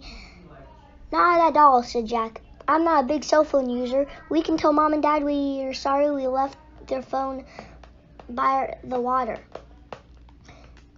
And that's the truth, said Jack, smiling. As he felt sea spray and the warmth of the rising sun on his face, the seagulls began to screech overhead. Jack looked up again. The gulls were dipping up and down in the sky, shrieking and flapping. What's wrong with them? He asked. Annie gasped. Oh no! Look! She cried, pointing behind them. What? Said Jack. That! that?" shouted Annie, waving her finger. Jack couldn't believe his eyes. A huge fin was moving through the water, heading for the raft. Chapter 10, Into the Dawn. "Not again," cried Jack. "Didn't Heart of the Wind wish for a safe ride?" "I don't know," said Annie. "I thought I made it clear." The shark fin sliced through the sea, following the swiftly moving raft. Jack didn't know what to do. They used up their last gold coin. He stared in shock at the huge shark. Though the shark seemed to be keeping his distance, it swam steadily after the raft. "Maybe it won't attack," said Annie. She had barely said these words before the shark shot forward, its humongous body rising above the surface of the sea. It was as big as a whale. Its brown skin was speckled with white spots. It had a flattened head with a blunt snout and a huge mouth at least 5 feet wide. The shark dipped under the raft. Then the raft was lifted into the air and held aloft. The raft was sitting on the back of the shark. "Ah!" screamed Jack and Annie. They grabbed each other and held on tightly as the raft teetered back and forth on the shark's back. Tick-tock, tick-tock, tick-tock. Jack expected to be hurled into the waves. He closed his eyes, waiting for the worst, but nothing happened. The raft kept going up and down. The raft kept going, and the wind kept blowing. "Open your eyes, Jack," said Annie, and Jack opened his eyes. Swimming close to the surface of the water, the shark perfectly balanced the raft on its back. "What is he doing?" said Jack. "I don't know," said Annie. "Maybe he's taking us to Cozumel. Maybe that's what Heart of the Wind wished for." "What?" cried Jack. "For a shark to help us have fun and safe ride," shouted Annie. "That's crazy," cried Jack. "It's wonderful," said Annie. "Wonderful," thought Jack, "riding on the back of the humongous shark.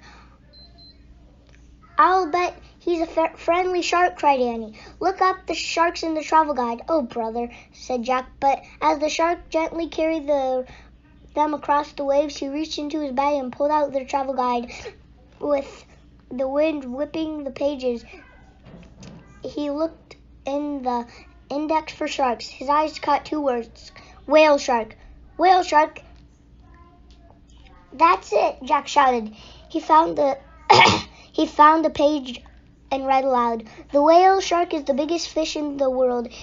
Every year, hundreds of these gigantic creatures migrate in waters of the Yucatan. Whale sharks eat only sea plants and fish and do not harm people. In fact, sometimes these gentle giants allow divers to hitch a ride." "See, I told you," said Annie.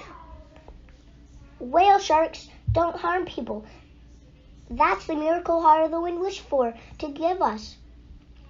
Holding up to the raft on his back, the giant shark kept swimming across the Caribbean, heading into the light of the sunrise. Overhead, seagulls, terns, and pelicans careened and cawed raucously. They seemed to be laughing as the shark swam with the raft on his back.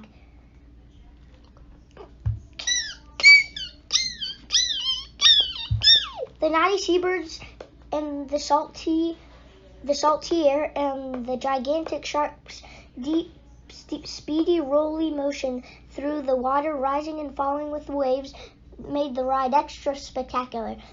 Jack wanted it to last forever. "Land ho!" Annie shouted. Jack shaded his eyes and squinted at the horizon. In the distance, he could see Cozumel, the sugary white sand and the stone pyramid and the palm trees. When they drew close to the shore, the shark dipped lower in the water, leaving the raft floating on the surface for a moment. Then the raft began skimming across the water on its own, heading for the beach until finally it came rest on the hard, wet sand. Jack and Annie jumped off and looked back at the water.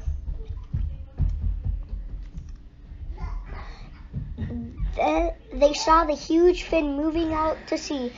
"Bye, thanks," Annie shouted, waving The whale shark's fin vanished in the sparkling horizon. Neither Jack nor Annie spoke for a moment. Then Jack heaved a sigh. Exhausted, sunburned, and salty from sea spray, he put the damp travel guide into the bag. He handed Annie her flip-flops, and he put his own on, too. Then he slung his bag over his shoulder. Ready? Ready, said Annie. They walked through the warm sand to the palm tree with the rope ladder. Annie climbed up first and Jack followed. Inside the treehouse, a breeze rustled the palm leaves. Jack picked up the Pennsylvania book. Ready? He said again. Annie stood at the window looking out at the turquoise blue sea. She turned to Jack with a big smile. What? That was summer vacation, she said. Yep, summer vacation, Jack agreed. He shook his head in wonder and pointed to the picture of Frog Creek. I wish we could go there, he said. The wind started to blow. The treehouse started to spin. It spun faster and faster. Then everything was still. Absolutely still. A breeze blew into the treehouse. Jack smelled summer leaves and pine needles. Home, he said. Home, said Annie, smiling. It's always nice to come home after a vacation. But did you have a good time? Said a voice from nearby. Teddy, Jack and Annie said together. I thought I'd come back to welcome you home. The young sorcerer was sitting on a limb of the oak tree, holding on to a branch. He climbed nimbly through the treehouse window. So did you have a good time? Have a good time, he said. Yes, said Annie, the best. Even though it wasn't exactly what we expected, said Jack. What happened? Did your snorkel equipment not work properly, said Teddy. No, our gear was fine. What surprised us was a shark attack, said Jack, and being captured by an ancient Mayan warriors, said Annie, and escaping through a swampy forest, said Jack, and then traveling through the water, underworld, and the ancestor spirits live, said Annie, and almost becoming the great son of Plank, said Jack. I see, said Teddy.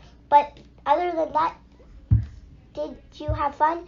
Jack and Annie laughed. Seriously, what happened? Asked Teddy. Seriously, what we just said is exactly what happened, said Annie. Let me explain, said Jack. He unzipped their swim bag and pulled out the travel guide and pointed to the illustration of the pyramid on the cover. By pointing to this picture, we went back to ancient Mexico, like Mexico more than 1,000 years ago. Ah, I see, said Teddy. So no luxury spa hotels? Nope, said Jack. But with the help of your magic coins, everything worked out fine, said Annie. We actually had a really great time, and we think we might have helped a Mayan girl become the ruler of her people. Really, said Teddy.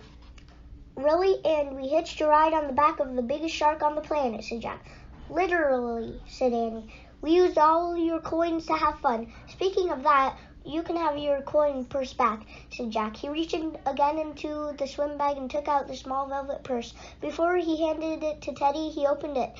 All the $50 bills were gone. It's empty, he said. Annie shrugged. I guess the money was only meant for our vacation, and it turns out we didn't need money at all. Jack laughed. Easy come, easy go, he said. He gave the coin purse back to Teddy, and Annie handed over the travel guide. You must tell me more about the story sometime, said Teddy. We will, but right now we have to head home, said Jack. He felt a little homesick. It was probably because they had talked to Heart of the Wind about missing their parents. Please thank Morgan and Merlin for all our dream vacation, said Annie. Indeed, perhaps they will send you on another one soon, said Teddy. Not too soon, I hope, said Annie. We need to recover from this one. We need a vacation from our vacation, said Jack. Teddy laughed. Jack picked up their swim bag and started down the rope ladder. Annie followed. Teddy was looking out the window when they reached the ground. Goodbye, he called. I hope to see you again in these woods. A blinding light swirled upward around the trunk of the oak, and in a flash, the magic treehouse was gone. Goodbye, Annie said softly. Home, said Jack. He strapped the bag onto the bike rack. Then he and Annie climbed on their bicycles and headed down the rough path between the trees and bumped over roots and fallen bark and the pine needles until they came out of the Frog Creek woods and onto their street.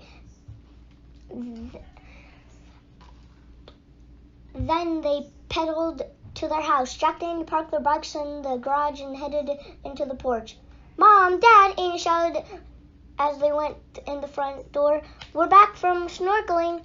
Tell me all about it, their dad called from the kitchen. Come have some pizzas, their mom said. It just came out of the oven. Thanks, be right there, said Jack. We have to check something really fast.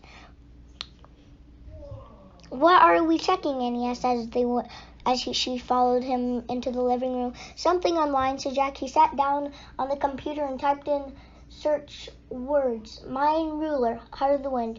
An entry popped up immediately. Jack clicked on it, then read aloud. Yoel Ik Now was the ruler of the Mayan city of the Plank from 583 to 604. Her name means heart of the wind. Oh, yay, said Annie. Wait, said Jack. He read on. She became queen after the death of her father, the great son of Plank. She was the first male ruler in recorded Mayan history. She must have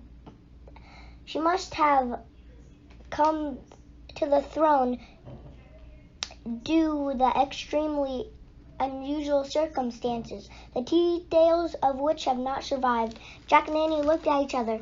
That is so cool, Annie whispered with awe. I guess a cell phone message from a kid more than 1,000 years in the future could be considered an unusual circumstances, said Jack. Yep, extremely, said Annie. Jack smiled and shut the computer.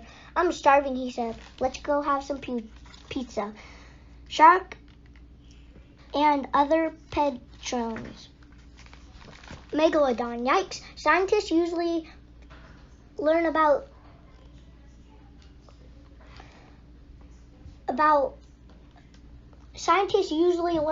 early animals by studying fossils by their skeletons. Sharks' cartilage often dissolves before the skeletons become fossils. Sharks' teeth are made from hard material, not cartilage. The best fossils of ancient sharks are their teeth. Some of these teeth are more than twice as big as the great whites. They belong to the giant shark called Megalodon, which lived millions of years ago and still lives now somehow. These gigantic creatures are over 6 feet long with their mouths 7 feet wide. That's one big reptile. Megalodon are large enough to eat whales. They might have eaten about 25,000 pounds of food a day, and these sharks are everywhere in oceans around the world. Mystery: who killed the great white? In 2003, scientists in Australia tagged at 9-foot great white sharks. The tag was to record the deep it swam, what its temperature was. Sometimes later, the tag without the shark washed up on the Australia beach. It showed the shark to be 1,900 feet down in the ocean. It also said that the temperature had been 46 degrees, but then suddenly shot up to 78 degrees. It stayed that way for 8 days. Scientists now think that the larger animal dragged the shark down to the cold, deep ocean. The high temperature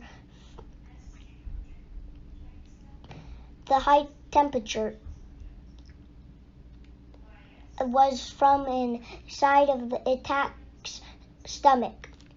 What animal is big enough to eat 9-foot sharks? The animal's stomach is around 78 degrees. Experts are pretty sure the predator was the killer whale. Adventures waits at Magic Treehouse.com. You've read the books, now play the games. Join Jack and Annie on brand new missions and play the Fact Tracker Showdown. Magic Treehouse series reward code PREDATOR.